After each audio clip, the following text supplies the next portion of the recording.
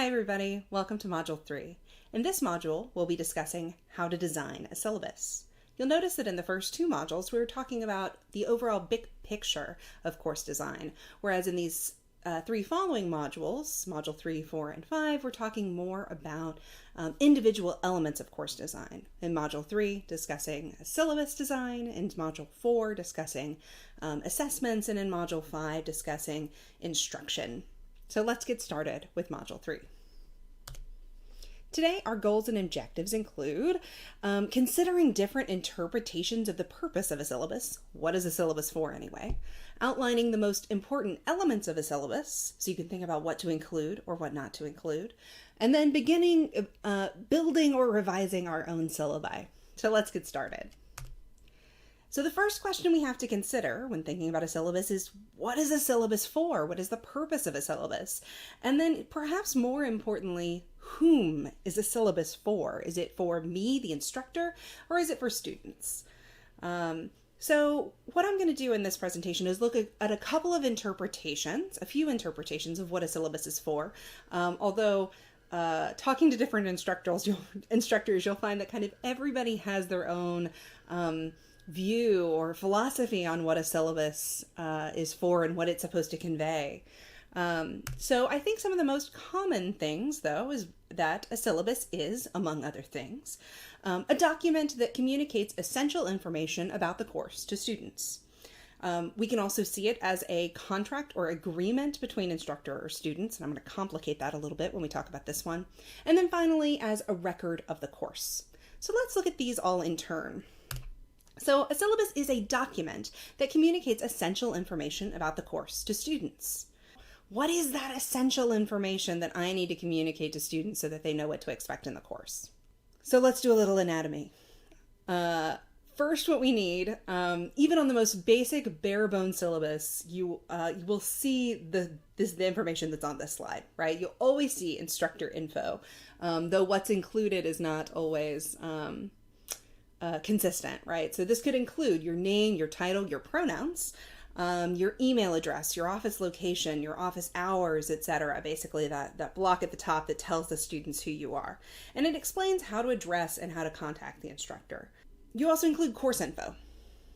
This could include the title of the course, the location or the schedule of the course. Is it Monday, Wednesday, Friday, or is it Tuesday, Thursday, or whatever? The number of credits, if it has any prereqs, the course level, the position in its sequence or curriculum, if this is a 101 level class or an intermediate level class, and then a course description. So what this does is explain the scope, the purpose, the format, the relevance of the course to students, and expectation of student prior knowledge. One of the things I think to keep in mind here is that some of this might be kind of jargony. Some students might not know what the difference between an intermediate and an advanced class is. So including kind of unpacking some of that in your course description can be useful. And then finally, required and suggested books or resources. And this can include books, I think is something we're pretty used to seeing on required textbooks, is something we're pretty used to seeing on a syllabus, but also things like access to tech or supplies or anything that might cost money. And basically what this does, it explains to students what they will need to have in order to succeed in the course, right? And this is especially important to let them know anything that's going to cost them money, that they need to make sure that they have budgeted in advance. All right, so that's even the most bare bones syllabi include all of this information. Let's get a little more detailed. So we want to have a description of topics or readings and assignments. Often this includes a general outline of the course, due dates, a reading schedule.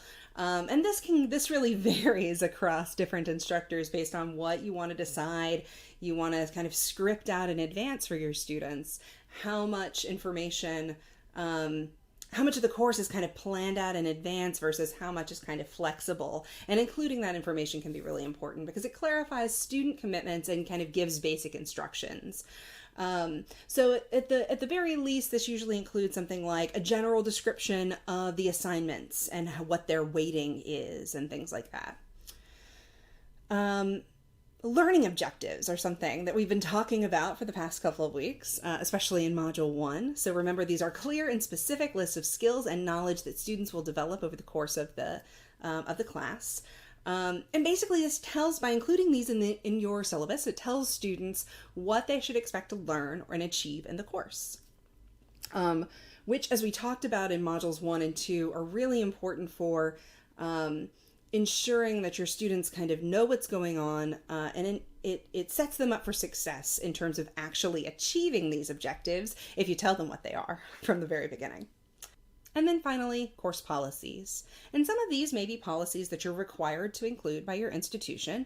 And a lot of these others might just be things that you want to make sure that students understand. So all of these describe instructor expectations and describe the student commitments, right? What are students committing to in signing up for this class? So this can include something like attendance or participation policies, late or makeup work policies, a grading scale, how to contact me via email or coming to office hours, academic integrity policies, the use of LMS, like I said, learning management systems, digital devices, class recordings, especially now that we're in a Zoom age of education.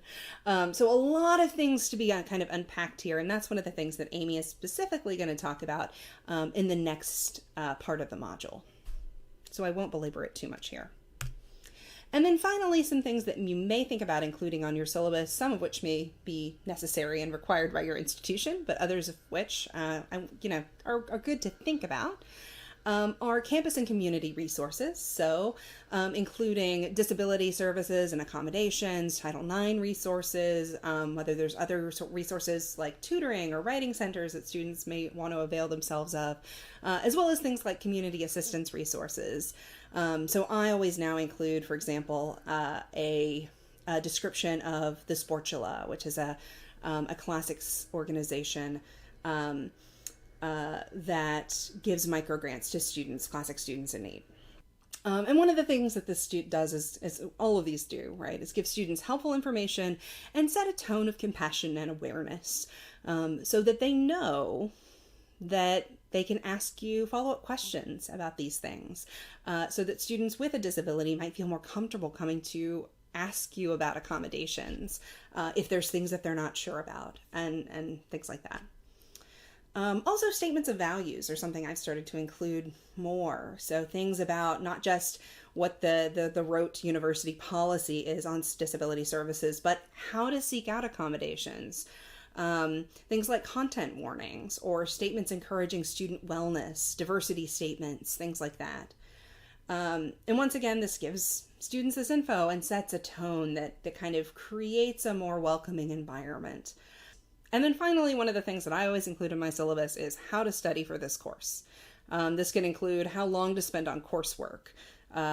What does a credit hour mean in terms of time, actually?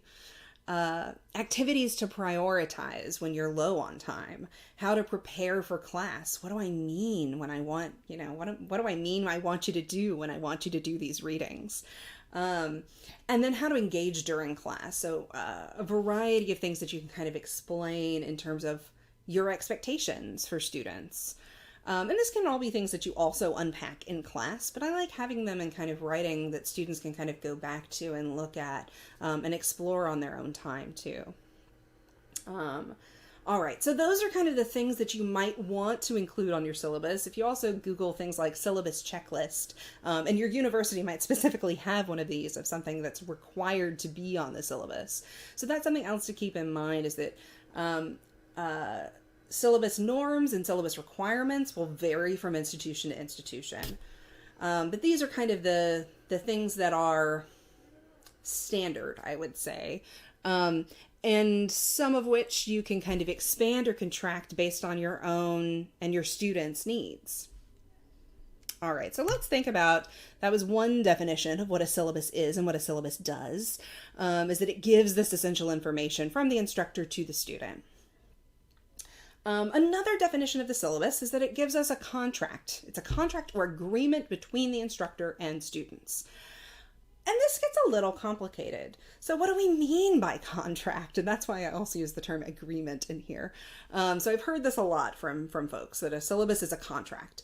Well, it's not a legally binding contract. In fact, courts have said that it's not a legally binding contract. Nor do I think in a student-centered classroom we'd want it to be anyway. So what does that mean that it's a contract? And I saw something recently that made me think more in depth about this. So Jesse Stommel is a pedagogy expert who's very into ungrading. So if you've read anything of his, you might have read stuff about ungrading, which we'll talk about when we get to the assessment module. But one of the things that he commented on Twitter is that most syllabi aren't made for human readers. And many don't seem to be written by actual humans. They're written to be uploaded into learning management systems and filed away for accrediting bodies who don't read them. So why would anybody want to read the syllabus, right? This is one of our perennial complaints, is that nobody reads the syllabus. And he's bringing up what he thinks is a systemic issue. So he brings, to be clear, this issue is structural and a problem of the genre and how syllabi are utilized at institutions, not with how necessarily instructors write them. Though I think this is something that's useful for us to think about as we're writing a syllabus. Who is it for? What is it for? And his desire is that I wish teachers were given more latitude to bring themselves and their voices into syllabi, and I wish that students were co-authors. And that's something I'm going to bring up in a minute. So one of the issues I noticed when looking at my early syllabi is that the syllabus tends to read like a terms of service agreement. And here's the thing. Nobody reads those, right? That overly legalistic, jargony language that you can't follow anyway, and you don't understand what it says. We don't want our syllabi to read like that to our students, because then it's not actually getting across the most basic thing we want it to do, which is convey this essential information and set the tone for our courses. So one of my ways around this is actually this last thing that he says, that he wishes students were co-authors. So one of the things that I would suggest to kind of get around this is thinking about collaborative syllabus design. So using the syllabus as a tool to engage students and bring them into the class. And one of the terms that's used around this, if you want to Google it or do some more research on it, is the term liquid syllabus. So the idea that your syllabus is flexible. It's not just set on day one and will never change again, that students can have an impact on it, that students can actually comment and change things. And what we want to shoot for is, once again, like I brought up in Module 2, the balance between structure, that is clear objectives and policies that are set from the beginning, and flexibility, right? Meaning there's some student choice in there to promote inclusivity and accessibility. So some things I've done in my courses and there are plenty more options for what to do, but these are things that I've tried and have worked, are having students vote on course topics or readings. So this doesn't have to be all of the course topics or readings. In an advanced class, I think I did the maximum I did was have students vote on, I think everything after week 5 or something like that. I had them kind of make an ordered list of topics they'd want to explore. And in a lower level class, I had students vote on kind of 1 week topic at the very end. What's our very last thing we're going to cover? Having students choose assessments and or assignment weighting for themselves, right? So I think this might be something Amy discusses a little bit more when we talk about assessments, but this can be something as simple as having a choice between paper topics, or allowing students to choose their own paper topics, to, allowing them to decide whether to do a paper or a project. Students adding their own goals or objectives to the list of instructor-provided learning objectives. So what does the student want to achieve in this class? So sometimes I'll just leave a little blank on that first page of the syllabus. This was easier when I actually had paper syllabi that I handed out in class. But that kind of idea, or if you have kind of a syllabus and as a Google Doc, having students comment their own goals and objectives. Or having students do an exercise at the beginning of class that's look over the syllabus, look over the objectives, and tell me what you want to do in this class, as kind of a journal exercise or something like that. And then finally, having students contribute to course policies and shared resources. Once again, having students maybe use the comment function on Google Docs or something like that. But keep in mind, it's always okay to have non-negotiables. And in fact, in some ways we have to. So you are the expert in your classroom. What we're encouraging is just kind of a more collaborative environment, even when it comes to the syllabus. And this can also set up the course from the beginning the way you want it to be with a more student-centered focus. All right, so the last thing that I mentioned is kind of one of our definitions of the syllabus, is a syllabus is a record of the course. And in a lot of ways, as Jesse Stommel brought up, this can be kind of frustrating. This can be a record of the course that is submitted to a system where the administrator who receives it never looks at it. But it can also be a record of the course for you as the instructor. And so this is one of the things that I would recommend in terms of syllabus revision, right? I always recommend, and this is something I've tried, this is a recommendation I even try to take myself these days, as I'm going through the course and at the very end of the course, before I put everything away, before I've forgotten everything that happens, before I've even read those end of semester evaluations, I like to kind of mark up my syllabus and say what I think was working and what I think wasn't. What did we actually do? Did we cut that reading? Because I'm not going to remember it 2 months later. So keeping that in mind, keeping your syllabus as kind of a document that you're constantly marking up and revising can be really useful. And I've included here a list of questions to kind of help you think through that process of syllabus revision as well. So what questions did students ask most throughout the course? Could these things be clarified or emphasized in the syllabus more? What policies, readings, assignments, etc. worked really well and what really didn't? Can you kind of pin down why? How could you make that syllabus more engaging? How could you revise the language or design? And this is something Amy is going to especially talk about in the second part of this module. And what basic elements or themes of the course took a long time for students or even for you to grasp? And how can you foreground those more? And I feel like every time I teach a class, I figure out more things about the class that I wanted it to be about. So kind of including those, going back and including those in the syllabus the next time around, I think is a helpful way to think about evolving your class. Okay, so that's all I'm going to talk about today, but I'm going to set up our engagement activity. We're going to do an asynchronous syllabus workshop. We haven't tried to do this before, so we'll see how it works. But the basic idea is that if you want to participate, you can share your syllabus or a syllabus draft. This doesn't need to be a completely finished version via the form that I will click on in a second. You can access and comment on the syllabi in a shared folder in Google Drive. Please don't share the link for the folder or any of the documents within with anybody outside of the workshop. We want to make sure we're trying to keep these as private as possible, but still allow everybody to contribute who is participating. So I've written a document of rules for engagement. So read over that and then read over one or more of the syllabi, pretending that you're a student in the course. As you read, you consider the questions here and give constructive feedback using the comment function in Google Docs. So what do you think is strongest about the syllabus? What are you excited to learn more about? And what questions would you have as a student for the instructor after reading the syllabus? Are there any elements that could be potentially confusing or inaccessible or unwelcoming? And can you share specific ways that the syllabus design might be improved?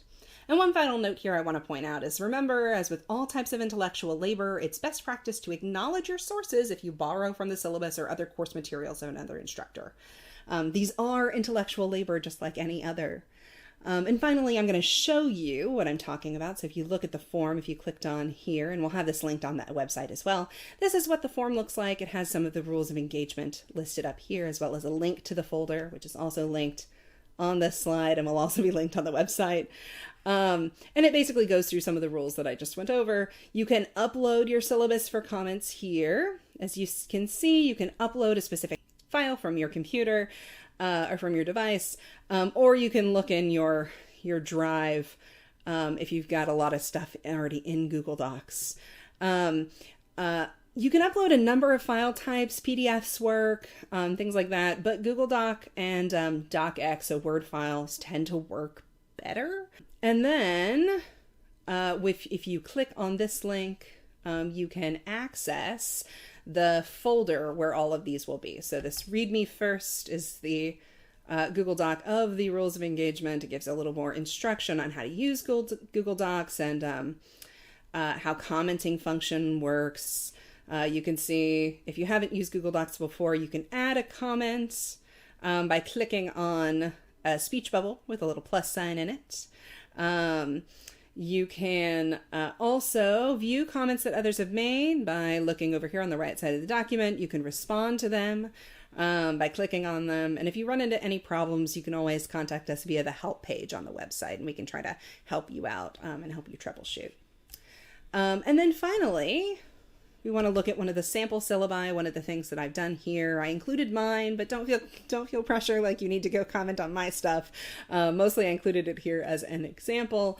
You'll notice that I left a comment here saying, thanks for reading, and some of the things that I'm kind of thinking about and focusing on. I gave a little more context about the class. So you can feel free to kind of take a look, share your syllabi, and let us know if you encounter any issues. Okay, that's it for right now. Amy's going to follow this up with a discussion of inclusive syllabus design. See you later.